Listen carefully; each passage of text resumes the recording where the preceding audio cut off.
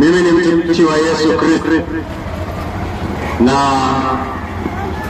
kulingana na amri yake na kuletea habari njema ya mwana wa Mungu ambaye alitembea humu duniani, na jina lake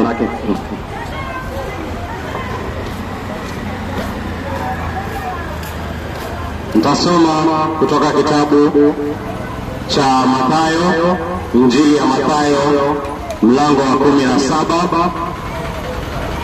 Kutoka Injili ya Mathayo mlango wa 17 nitasoma mstari wa kwanza hadi wa 5, ambao unasoma hivi: siku 6 baada ya jambo hili, Yesu akawachukua Petro, Yakobo na Yohana ndugu yake Yakobo, akawapeleka juu ya mlima mrefu peke yao. Wakiwa huko, Yesu alibadilika sura mbele yao. Uso wake ukang'aa kama jua, na nguo zake zikawa na weupe wa kuumiza macho. Ghafla wakawatokea mbele yao Musa na Elia wakizungumza na Yesu. Ndipo Petro akamwambia Yesu, Bwana, ni vyema sisi tukae hapa. Ukitaka nitafanya vibanda vitatu, kimoja chako, kingine cha Musa na kingine cha Elia. Petro alipokuwa angali ananena, ghafla wingu lililong'aa likawafunika, na sauti ikatoka kwenye hilo wingu ikisema, huyu ni mwana wangu mpendwa, ninapendezwa sana naye, msikieni yeye. Huyu ni mwanangu mpendwa, ninapendezwa naye sana, msikieni yeye. Na waletea leo habari nzuri, habari njema ya Yesu Kristo, ambaye pekee ndio habari njema duniani nzima.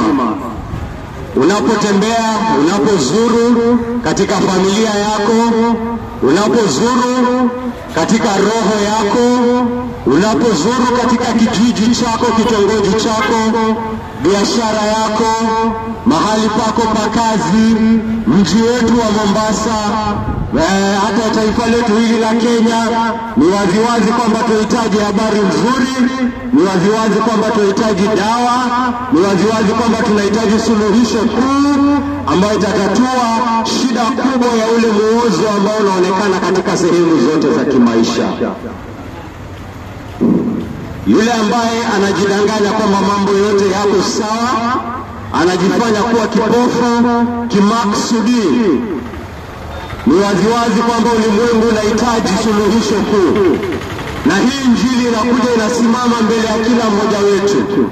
Injili ya Yesu Kristo inajileta mbele yako wewe, inajileta kama suluhisho. Injili ya Yesu Kristo inajileta kama suluhisho juu ya kila kitu ambacho unakiweka kama suluhisho kwako wewe mwenyewe. Umeweka mambo mengi kama suluhisho, wengine wameweka dini ambazo hazikubali kwamba Yesu Kristo ni mwana wa Mungu. Ameziweka kama hizo ndizo suluhisho. Anasema hii ndio vile ambao unafaa kufanya. Ninazoandika hapa list refu sana, yale mambo ambao binadamu hujiambia lazima wafanye ili kutatua shida ya huu ulimwengu. Wengine wameweka imani yao katika hela, katika fedha, katika yale mambo tu ambao umeweka imani yako. Lakini Injili inajileta kama jibu halisi linalotoka kwa Mungu. Na tunasikia shahidi mmoja wa Injili akisema hivi, huyu ni mwana wangu mpendwa, ninapendezwa naye sana, msikieni yeye. Injili inaleta habari kwako kwamba jibu ni Yesu Kristo. Jibu ni mwana wa Mungu. Jibu wa kila tatizo ambalo nafikiria katika huu ulimwengu ni Yesu Kristo, na ni Yesu Kristo peke yake. Injili inatangaza hiyo, Injili inasisitiza hiyo, Injili inafunza hiyo, na inasema hakuna njia yoyote ingine. Wengine wanakataa mambo ya hii Injili, wanakataa na wala sababu zao, wanasema Biblia ni fake, Biblia sijui imekuwa forged, sijui huwezi amini Biblia, ni mambo ambayo binadamu wanatunga. Wanakataa ushahidi ambao Mungu amewacha kwa ajili ya wewe kupata kusikia habari hii nzuri.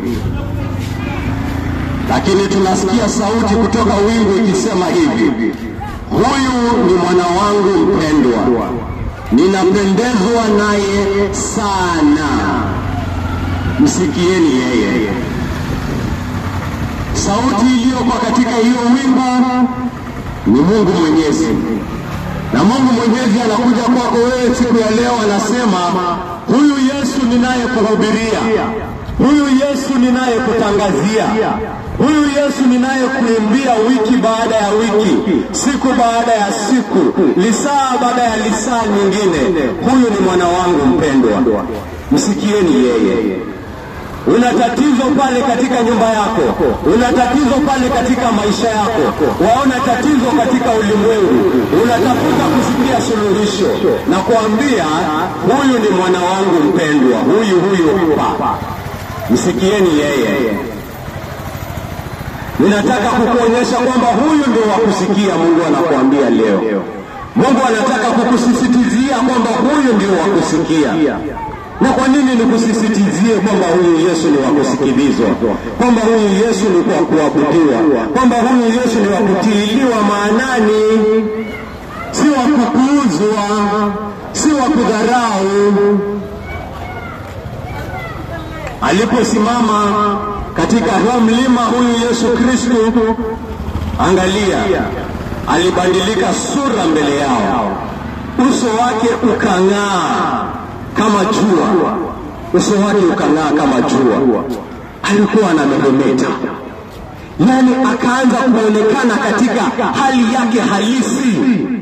Huyu ni mwana wa Mungu aliye juu sana, huyu ni mwana wa Mungu aliye chapa ya Mungu, huyu ni mwana wa Mungu ambaye ni chapa halisi ya Mungu, au ni mwana wa Mungu ambaye malaika wanajua asili yake na wanamwabudu na wanamtukuza kama Mungu Mwenyezi. Lakini amejinyenyekeza, amechukua mfano wa mwanadamu, amechukua mfano wa kitoto. Unapomwangalia unaona kitoto tu, unapomwangalia unaona huyu ni binadamu wa kawaida tu, unapomwangalia unashangaa, mimi sioni jambo la kushangaza hapa. Naona kitoto kikilia, naona kitoto kinachohitaji kuchangiwa diapers, naona kitoto ambacho kinaenda choo kama vitoto vingine, naona kitoto ambacho kinahitaji maziwa ya mama. Hiyo ndio mimi ninaona. Lakini kuna siku ambayo utukufu wake ulionekana, aliufunua kwa muda tu, na si kwa wote, kwa wanafunzi wachache tu, watatu peke yake, ili washuhudie kwa wengine, wawe washuhuda, wawe mashahidi. Na inasemekana walipoangalia waliona kwamba sura yake imegeuka, inang'aa kama jua, nguo yake ikawa nyeupe inaumiza macho, yani nyeupe ambayo jika haiwezi fanya, yani hata ukifua hiyo nguo uisoke. Ni msafi kabisa, ni msafi, anang'aa, ni msafi, hana ila au ni msafi, hana doa wala dosari, ni msafi, hana tone la uchafu, ni msafi, hawezi angaliwa kwa jicho, anang'aa kama jua. Ni mwana wa Mungu, ni mwana wa Mungu kakaangu, anajionyesha mbele yako. Ni yule ambaye kupitia yeye ndio ulimwengu uliumbwa, ni kupitia Yesu Kristo ndio uliumbwa. Ni mkono wa Yesu Kristo ulikuumba, na uliumbwa kwa ajili ya Yesu Kristo na utukufu wake. Roho yako inajua huna kweli, roho yako inatetemeka katika hili jina. Hili jina linafanya kazi ulimwengu mzima. Hii inafanya kazi ulimwengu mzima. Na ni kwa sababu gani? Kwa sababu ya udhaifu wa ambao wanahubiri. Mimi wafikiri naweza fanya hii injili isonge mahali. Ni kwa sababu ya nguvu ya hili jina la mwana wa Mungu. Lina nguvu yake. Linang'aa. Jina la Yesu linang'aa. Utukufu wa Yesu unameremeta. Unapoona kila mtu anajua, apende asipende, huyu ni mwana wa Mungu. Roho yako inasema huyu ni mwana wa Mungu, dhamiri yako inakubali ni Yesu mwana wa Mungu. Roho yako mwenyewe ni shahidi kwamba anayehubiriwa huyu ni mwana wa Mungu. Nina rafiki ndani yako ninapohubiri kuhusu mwana wa Mungu. Roho yako mwenyewe, dhamiri yako mwenyewe uliopewa na Mungu. Kwa nini dhamiri yako inashtuka katika jina la Yesu Kristo? Kwa sababu hiyo dhamiri iliumbwa kwa ajili ya huyo Yesu. You are created for Jesus Christ. That is what you are made for. Haukuumbwa ili ukuwe milionea. Pesa zinakutosha. Hiyo shimo katika roho yako umejaza imetosha. Haukuumbwa kwa ajili ya tamaa zako za uzinzi. Haukuumbwa kwa ajili ya kupata wake 1,000,000 na wasichana 10 kando. Wamekutosha. Roho yako ikoshi. Kwa nini? Kwa nini unajaribu? Kwa nini juhudi zako za kujitosha akilini mwako, za kushibisha roho yako hazitoshi? Kwa sababu uliumbwa kwa ajili ya Yesu Kristo. Haukuumbwa kwa ajili ya dini. Umefuata dini miaka ngapi? Imekutosheleza? Umefunga tangu lini? Umefunga mara ngapi? Umeamka mara ngapi saa 10 asubuhi kuswali? Imekutosheleza? Roho ina amani, dhamiri ina amani, dhamiri ina amani. Kwa nini? Kwa nini bado una wasiwasi?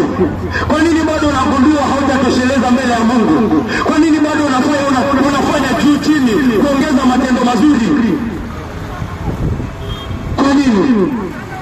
Kwa nini roho yako ina wasiwasi ukilala usiku? Kwa nini unagundua kuna gap pale? Kuna shimo kubwa isiyoweza kutoshelezwa. Uliumbwa kwa ajili ya Yesu Kristo. That is why you are made. That is who you are made for. Anang'aa mbele yako leo. Songa mbali kidogo kaka. Asante.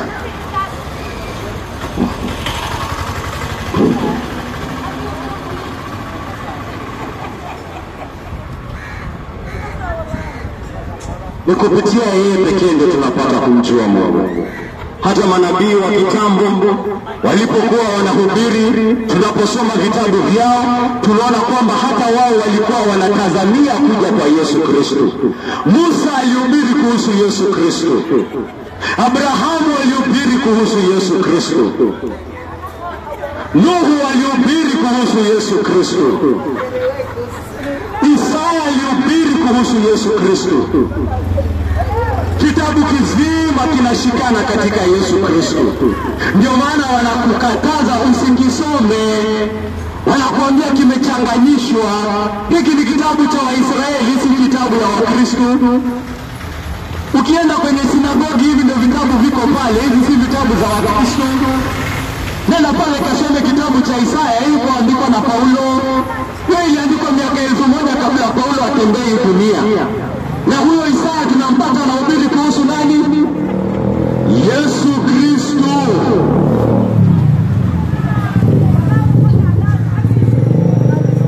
Daudi pia anahubiri kuhusu Yesu Kristo. Solomon anahubiri kuhusu Yesu Kristo.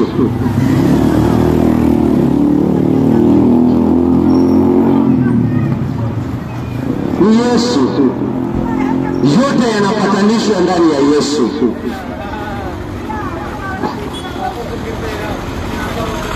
Jina lake lina shuhuda ya kutosha.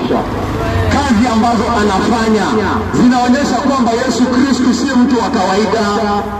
Si jamaa kama huyu wa kawaida tu, ni mtu ametoka kwa Baba, ni mtu ametoka kwa Mungu. Hata wengine wanampinga, hata wengine waliokuwa wanampinga alipokuwa anatembea duniani waligundua kwamba ana ushuhuda katika kazi anazofanya. Kazi ambazo anafanya huku Yesu Kristo zinamshuhudia kwamba Yesu mwanadamu wa kawaida, anafanya mambo ambayo wanadamu hawafanyi. Walikuwa wanampinga, wengine wakamuuliza, tangu lini ulisikia mtu kutoka shetani anafungua macho ya vipofu? Tangu siku gani ukasikia mambo kama hayo? Wanafunzi wake Yesu mwenyewe walimuona akifanya miujiza mingine ambayo hata wao wenyewe wakatetemeka, hata wao wenyewe wakashtuka. Ile siku bahari ilikuwa inaenda kumeza hao wanafunzi wake, Yesu akaamka kutoka usingizi wake, akaambia bahari, wewe nyamaza wewe, na bahari katulia. Na kuambia wanafunzi wake waliokuwa wanaogopa hiyo bahari, walianza kutetemeka mbele ya Yesu wakisema, huyu ni mtu wa aina gani mwenye anaamrisha bahari na bahari inasikia? Huyu ametoka wapi? Huyu ametoka wapi anaamrisha mawimbi? Huyu ametoka wapi? Huyu ni mtu gani huyu? Anaamrisha dunia, anaamrisha mitetemeko ya ardhi, anaamrisha mawingu, anaamrisha tufani, na tufani inasikia. Tufani, ushaona tufani wewe? Mimi nimekuwa katika mawimbi machache, na nakwambia mawimbi ni mambo ya kuogofya kakaangu. Mawimbi ni mambo ya kuogofya kabisa kakaangu. Na tuko hapa Mombasani, najua kuna watu hapa wamekuwa katika mawimbi, na wanajua mawimbi yakikasirika vizuri yanavyoweza kukumeza tu hivi mara moja tu. Anaamka anaambia mawimbi, wewe nyamaza wewe. Mawimbi nasema yes sir Jesus.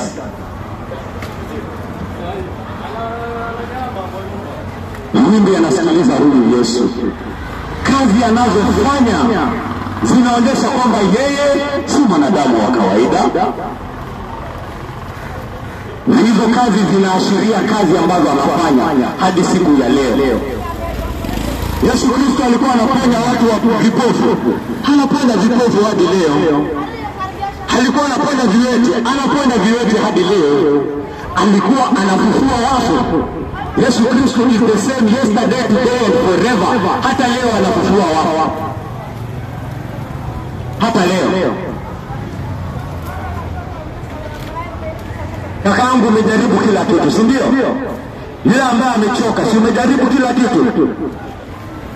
Sio umejaribu kufanya sala zako zote? Umejaribu.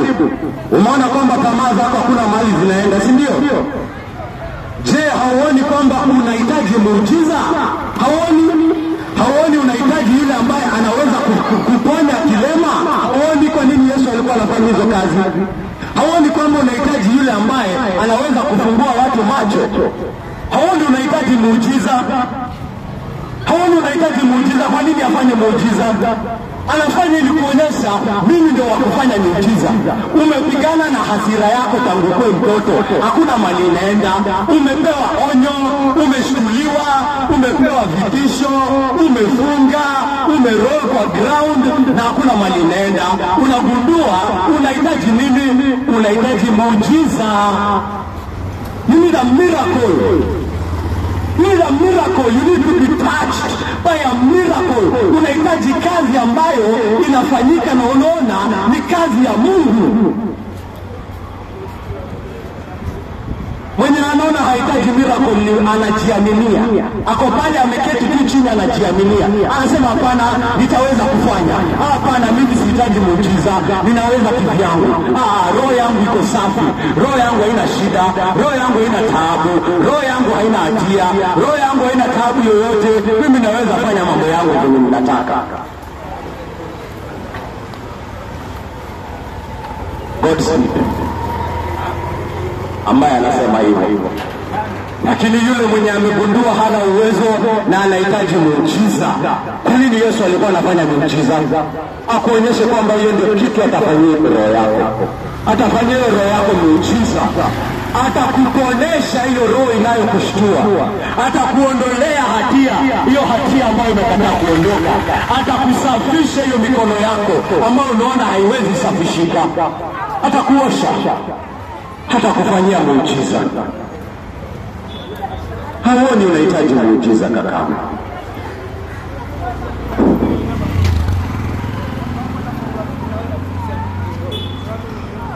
Msikieni Mungu. Msikieni tena, anasema hivi: huyu ni mwana wangu mpendwa, ninapendezwa naye sana. Si kidogo. He is all lovely. He is beautiful. He is marvelous. He is breathtaking. Ninapendezwa naye sana. Msikieni yeye. Sikia huyo. Sikia huyo mwenye ananipendeza huyo. Na nakwambia sababu moja kwa nini Yesu anampendeza baba yake. Anasema ni kwa sababu anatoa maisha yake kwa hiari yake. Halazimishwi na yeyote. Anatoa maisha yake kwa hiari yake kwa ajili ya kondoo zake. Kondoo. Unaona vile kukuja kwa Yesu inahitaji kuwa umenyenyekea. Unaitwa kondoo. Kazi yako ni kusikia sauti ya mchungaji na kufuata. Mchungaji anasema njoo, unakuja. Mchungaji anasema nenda, na unaenda. Wewe unasema mimi maisha yangu yote yako katika huyu mchungaji ambaye ni mwana wa Mungu, Yesu Kristo. Kondoo. Yesu Kristo anasema mimi kondoo wangu ninawapenda sana. Kondoo wangu ninawapenda sana. Nikiona mbwa anakuja kuwamaliza mbwa mwitu, afadhali yuko mbwa mwitu inimalize mimi kuliko imalize kondoo zangu. I will fight for my sheep. I will die for my sheep. Nitakufa kwa ajili yao. Nitatoa maisha yangu kwa ajili yao. Hivyo ndio Yesu Kristo anapenda kondoo zake. Na kwa sababu hii anasema Mungu anapendezwa sana naye. Mungu amempa hawa kondoo, na Yesu Kristo katika furaha yake amejitolea kwa ajili yao. Mungu kakaangu, unasikia sauti ya Yesu Kristo siku ya leo nikukuita? Ama unafanya moyo wako uwe mgumu? Ama unataka kujidanganya kwamba utaweza kupimwa mizani pale mbele ya Mungu na upatikane kuwa wa haki? Unafikiri kwamba unaweza kumfurahisha Mungu kupitia matendo yako? Haya basi kakaangu, wewe si kondoo. Wewe unajiona unaweza. Wewe umesikia sauti ya Yesu na ukagundua kwamba unahitaji dhabihu safi ifanye mbele ya Mungu kakaangu. Ni wewe ambao unasikia sauti ya Yesu. Wewe ndiye kondoo unayeitwa. Na Yesu Kristo amesema hivi kwa kondoo wake: ametoa maisha yake kwa hiari yake. Hajalazimishwa na yeyote. Hakuna yule ambaye anachukua maisha yangu. Hakuna yule ambaye ananiua. Ni mimi nimejitolea. Ni mimi ambaye nimejitolea. Na kwa sababu nimejitolea, baba yangu anapendezeka sana naye. Huyu ni mwana wangu mpendwa, ninapendezwa naye sana. Tazama anavyojitolea kwa ajili ya kondoo zake. Tazama anavyong'aa katika utukufu wangu. Tazama vile ambavyo ananifanana. Yeye ni chapa yangu halisi. Tazama mwana wangu na mumuone. Msikieni yeye. Msikieni yeye. Nani yeye anakuja anawaambia msisikie mwana wangu? Nani yeye anakuja anawaambia tieni nabii peke yake? Yeye ni nabii ndio ametoka kwa Bwana, lakini yeye si nabii peke yake. Yeye ni mwana wangu. Yeye ndiye dhabihu safi inayotolewa kwa ajili ya dhambi. Yeye ndio dhabihu safi inayotoka kwa wale ambao wasiojiweza. Yeye ndio dhabihu safi inayoosha dhambi. Hakuna kuoshwa dhambi bila damu ya Yesu. Hakuna wokovu bila damu ya Yesu.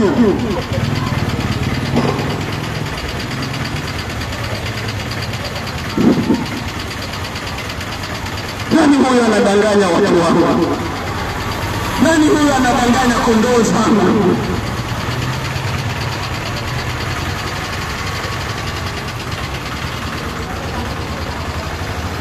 Hata awe malaika kutoka mbinguni anayedanganya kondoo zangu hivi, na alaaniwe.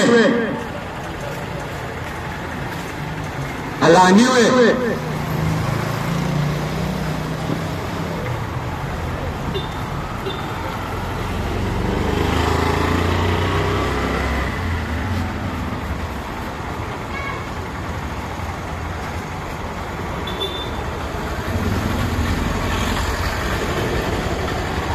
Wanasema Yesu Kristo hakuwahi sema yeye ni Mungu. Wanasema Biblia si ya kusikilizwa, lakini ninaleta neno lake yeye mwenyewe, na ninaleta neno la Mungu Mwenyezi ambaye amemshuhudia akisema kwamba yeye ni wa kusikilizwa.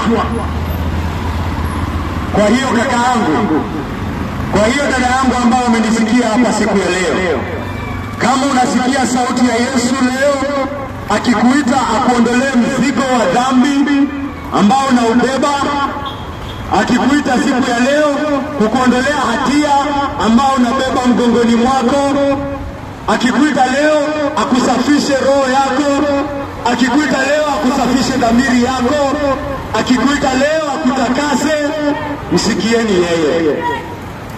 Usimpuuze. Usimpuuze. Ukisikia leo Yesu Kristo akikufunza kuhusu ukweli wa sheria, kwamba sheria ni jambo la kiroho, kwamba ukisema kuua si kuua tu, hata kumtusi mtu Yesu Kristo anakufunza hiyo ni kuua. Hata kutamani tu na kutamani jambo la mwingine, hiyo ni wizi. Ukimwona Yesu Kristo anafunza kuhusu ukweli wa sheria ya Mungu, sheria ya Mungu haikupelekwa pale parliament, haijatoka pale bunge. Nikitamani tukutukia wenyewe hapa na niibe rohoni mwangu, nimeiba. Mbele ya Mungu nimeiba. Mungu anaona hadi roho. Yesu Kristo akikufunza mambo kama hayo, msikieni yeye. Ugundue kwamba wewe ni mwenye dhambi unayehitaji wokovu. Usimpuuze. Ukimsikia Yesu Kristo akisema hakuna yule ambaye atapata uzima wa milele ila yule ambaye anayekula mwili wake na anayekunywa damu yake, lazima ule mwili wangu, lazima unywe damu yangu. Yesu Kristo anasema usichukizwe. Msikieni yeye. Usichukizwe. Usikie. Usikieni yeye. Usisikize nabii yeyote mwingine. Usisikize mwalimu yeyote mwingine. Usisikize malaika hata aseme ametoka wapi. Sikiliza Yesu Kristo mwana wa Mungu. Sikiliza Yesu Kristo mwana wa Mungu. Usikieni yeye.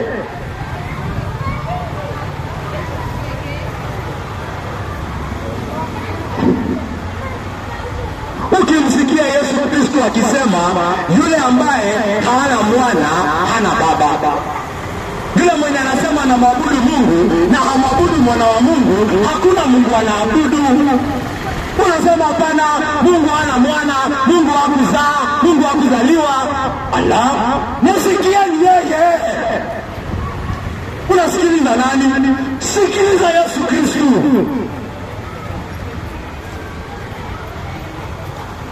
Sikiliza yule anayependeza Mungu. Sikiliza yule ambaye anapendeza Mungu tena sana. Mungu anasema ananipendeza na tena sana. Msikieni huyo.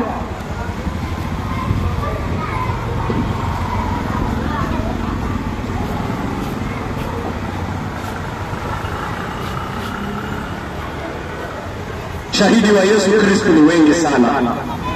Historia inamshuhudia Yesu Kristo. Kanisa linashuhudia Yesu Kristo. Dhamiri yako inashuhudia Yesu Kristo.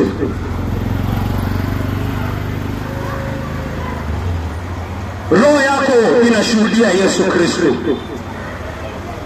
Roho Mtakatifu wa Mungu anashuhudia Yesu Kristo. Na juu ya haya yote Baba Mungu Mwenyezi yeye mwenyewe anamshuhudia mwana wake. Anasema huyu ni mwana wangu mpendwa, ni yeye, msikieni yeye. Usisikie mwingine, msikieni yeye. Shahidi wa Yesu Kristo ni wewe. Yeye ndio dawa ya ulimwengu inahitaji. Yeye ndio nuru hii ulimwengu inahitaji. Yeye ndio wokovu ambao roho yako inatamani. Yeye ndio vile kitu ambacho roho yako inangojea ipokee ili utoshelezwe. Ni yeye. Utatafuta kakaangu, utatafuta juu na chini, na kuhakikishia hautatoshelezeka hadi ile siku ambayo utampokea Yesu Kristo. Hadi ile siku utapokea kifo chake pale Kalvari kama ilikuwa yako, hautatosheka. Na kuhakikishia dhamiri yako na ikuhakikishie unapinga ukweli wa Yesu Kristo.